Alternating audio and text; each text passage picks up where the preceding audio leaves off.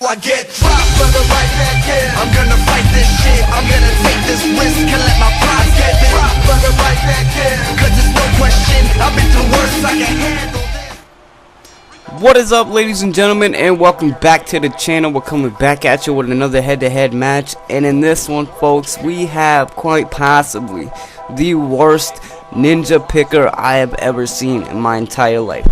Now, I know the ninja pickers don't ninja pick generally because they have the skill to win with other fighters in an even match, but this guy, this motherfucker right here, has got to be the epitome of suck. Maybe I just make him look that way because we do so well in a fight with a guy like Jake LaMotta going up against a 96. It should be a shoo-in for just about anybody to get that win with Sugar Ray Robinson, but we prove otherwise in this match. But not the only thing I want to talk about today. Today I just want to touch base and give my feelings on the whole Ray Rice being suspended indefinitely by the NFL. Now, I've heard a lot of different opinions on the issue, and mine is this, man. I think that he should be suspended indefinitely. And do I think the NFL handled this the right way? Fuck no. Fuck no. The fact that they would, especially if they had seen the tape before the general public did, and made their decision knowing after watching that video, and then they decided we're gonna fucking suspend him indefinitely only after the video was made public, that is some bullshit. That dude cold clocked that bitch, and then what really got me is watching afterwards. After he pulls her out of the elevator, he's just kind of kicking her there. She's unconscious, like he's just trying to fucking kick her and make her wake up. And that is his fucking fiance, the mother of his child. I don't give a fuck what anybody says, man. You know, I made some jokes and I was clowning around last night on the Fight Night live stream, but I don't agree with putting your hands on a woman ever. The only exception to that rule is if you got a bitch coming at you with a knife or a gun or some kind of deadly weapon and she's intent to do deadly harm to you, then yeah, cold clock a bitch. Get yourself out of that situation. But the thing that gets me is that you should know, as being just a fucking intelligent fucking human being, when a situation is going to get to that point, when the argument has escalated. So before it ever comes to violence on either fucking side, you should get yourself out of that situation. You know what I mean? I don't care if she hits you, I don't care if she spit on you, I don't give a fuck what the deal is. You're a grown-ass man, and if she's hitting you and she continuously is fucking pounding on your face, grab the bitch up, man. Restrain her. You know what I'm saying? If you're a grown-ass man and you can't control your woman by fucking restraining her, then chances are you need to get with a smaller bitch, bro. Because you got some fucking 300-pound woolly mammoth motherfucker coming at you. And then there's a good chance you gonna get your ass whooped. The bottom line is this, man. You know, me especially having a wife and kids, I don't see me ever putting my hands on my wife. And believe me, there have been times where I have wanted to. You know what I mean? Arguments have gotten that heated to where I fucking punched holes in walls. I have fucking broke shit. But I never have once put my hands on my wife, and my wife has never put her hands on me, which is a good indication that anyone who gets into those situations, they probably shouldn't be in the relationship anyways, man. I don't care what the excuse is. She cheated on me, she's talking shit to me, blah blah blah, she got up in my face. You know, especially if it's cheating. I cannot understand anyone fighting over cheating, because I said it last night and I'll say it again. If your spouse is able to be stolen from you by another man or a woman, they were never yours to begin with. You know what I mean? A real fucking woman or man that is down for you and loyal to you, I don't give a fuck, man. You're not gonna do it. So, you know, number one, you shouldn't be fighting with that person. You shouldn't be fighting with the person that cheated. I get cheated on, deuces, I'm out, bitch, holla.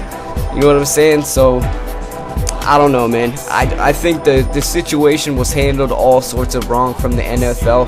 And you know, some people don't understand the NFL side of it. It's all about that fucking money, but it's about the money, and it's about you know, not just money, but it's about money from other companies. You know what I mean? The sponsors, fucking family-oriented companies are not gonna want to support and run commercials on and fucking give their money to and do business with a person that is making them look bad for doing so. You know what I mean? If you got a company like Coca-Cola or Johnson & Johnson or whatever big companies they might be in bed with, you know, that brings a huge black eye into their company, you know, not only to the NFL but anyone who does business with them. So of course, you know, you're gonna have to do something about that. And if you don't, and this is what gets me, is people have a problem with this. If you don't do anything about it, you know what I mean, you're just gonna open the floodgates for this shit to happen all over the place. The next guy that does it, maybe he'll kill a bitch, and then what? You know what I mean? Like, maybe he'll severely fuck her up, and to the point where she is fucked for life, and then what? There's gonna be no punishment there either. You know what I mean? Like, and people say, oh, he didn't get charges, so they should just let the law handle it. You must not know too much about domestic violence, and I'm not saying this is the case in this situation, but charges get dropped from battered women every single day because you don't know how the man is manipulating this bitch, man. No, I didn't mean to say bitch, but you don't know what she's going through behind closed doors, man. And I heard about the interview where she was in the interview defending him. The dude was in the fucking interview with her. Of course she's not gonna say anything that's gonna make her get her ass beat later on.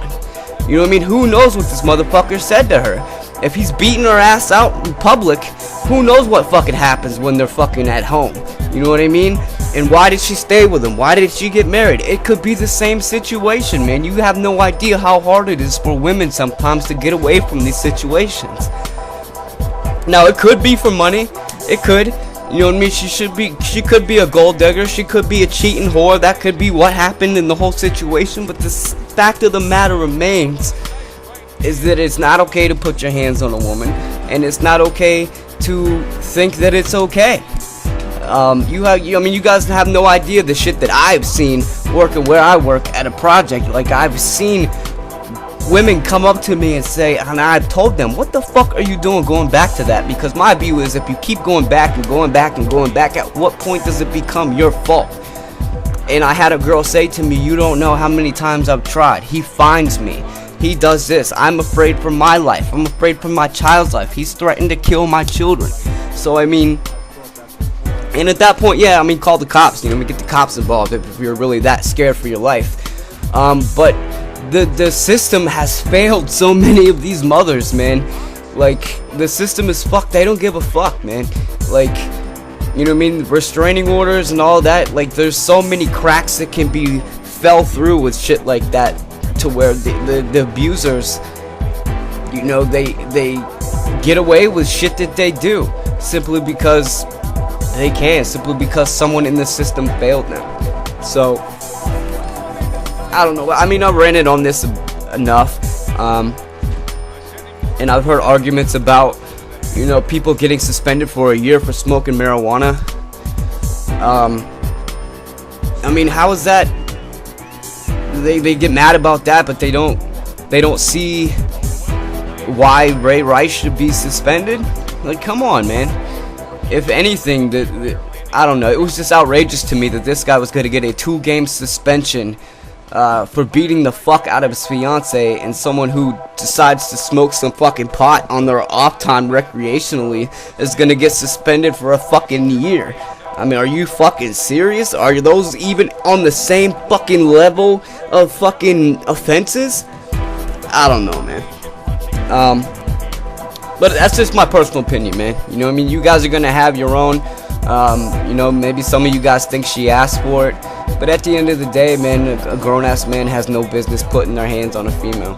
And that's my story, and I'm sticking to it.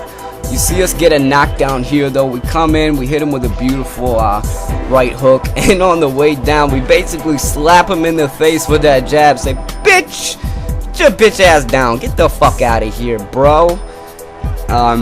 I mean, this dude is a complete clown, man. I almost didn't even post a video, but I thought it was funny to be able to do somebody this dirty with Jake LaMotta. I mean, the guy comes out, he just throws reckless combinations. He tries straight spamming, he tries backstep spamming. I think at one point he tried step uppercut spamming. So every aspect of spam is covered in this match, and just nothing works for him.